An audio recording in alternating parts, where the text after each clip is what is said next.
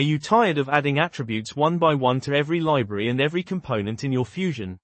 What if you could assign them to all components at once, including future ones? Here's how. I've created a few test components here. As you can see, they only have the default attributes. Instead of editing them individually, we'll use a ULP file to automate everything.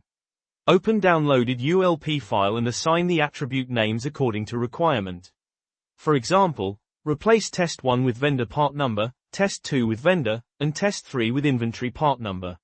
Save the file. Now go back to Fusion.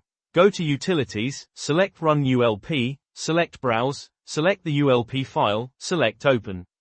Done. Now every component in the library has the assigned attributes. And here's the best part. Any new component you create will automatically include them. No more repetitive editing. No more wasted time. Follow for more Fusion and PCB workflow tips.